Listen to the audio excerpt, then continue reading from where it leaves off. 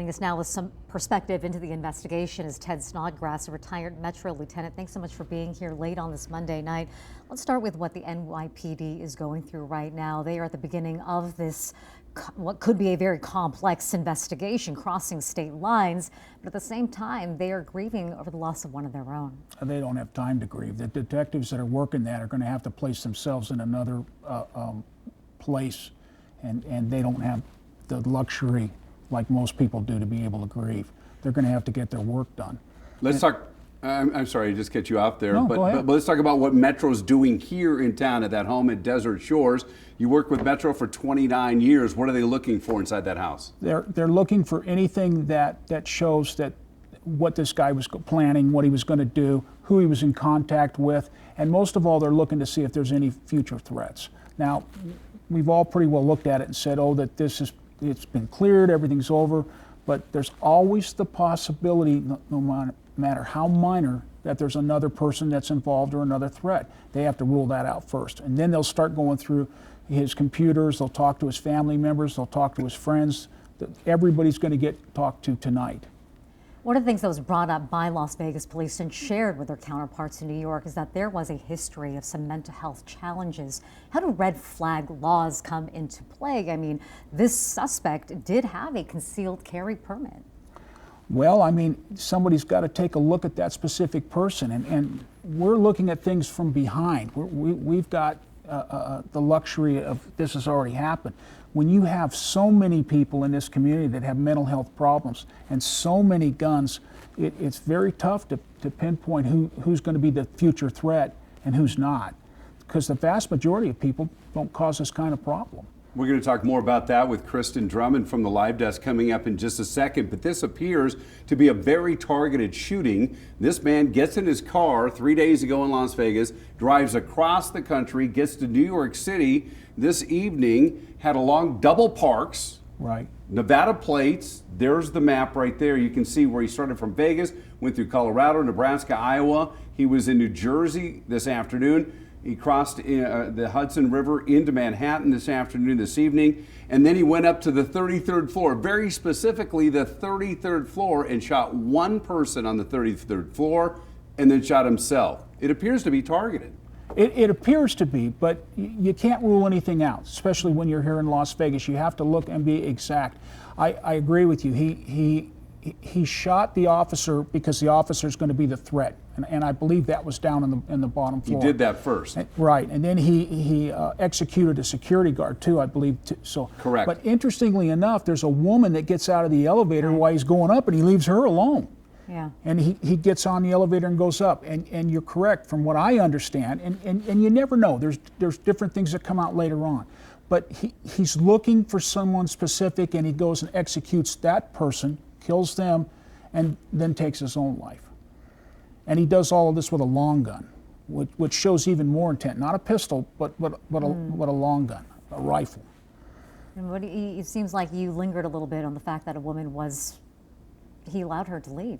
Well, what do you make of that? If you're mentally unstable, life doesn't mean much with a lot of these guys. It's just not important. So there's something going on there when he permitted this woman to live, because he could have killed her, and he obviously had enough ammunition with that type of weapon to do it.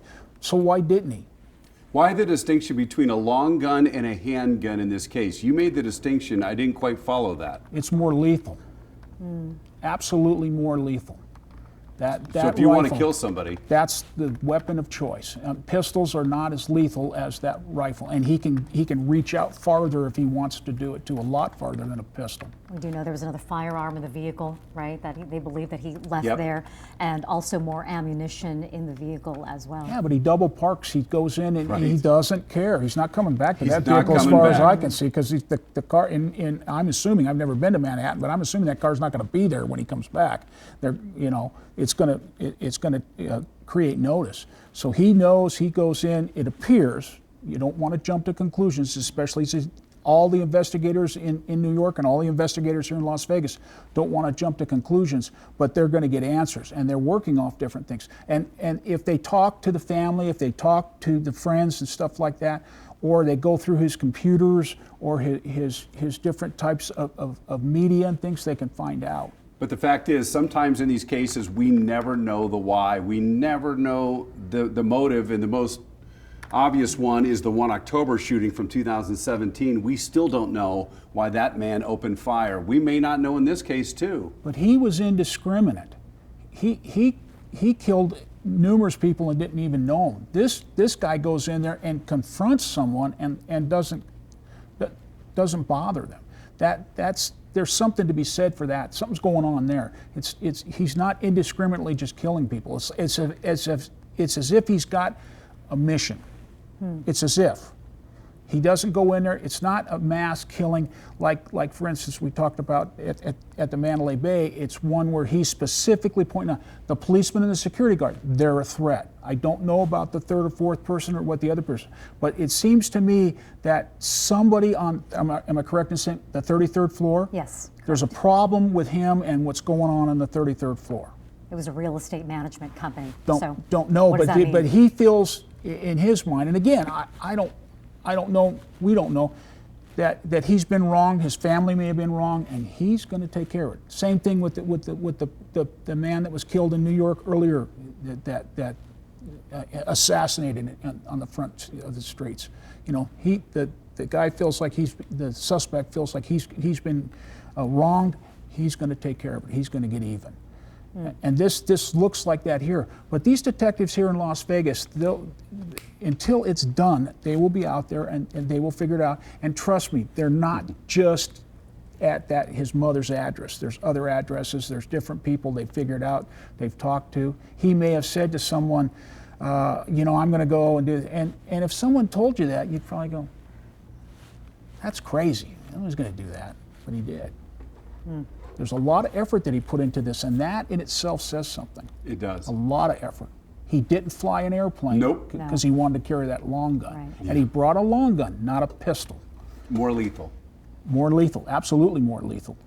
On most things that you look at with the type of weapon that I'm assuming that he had, it's one shot and you're done. Whereas with pistols, it could be multiple shots and you still, I've had partners that were shot numerous times and they've lived to talk about it. Chilling insight. Thank you so much for being here tonight. Thank you for having me. Appreciate it. Yeah, we're going to take a quick time out here. We're going to come back. We're going to check in with Kristen Drummond at the live desk. She's been checking into the mental health history, the possible criminal history of the shooter here, and the fact that he had a concealed weapons permit. She's digging into all of that. Coming up next.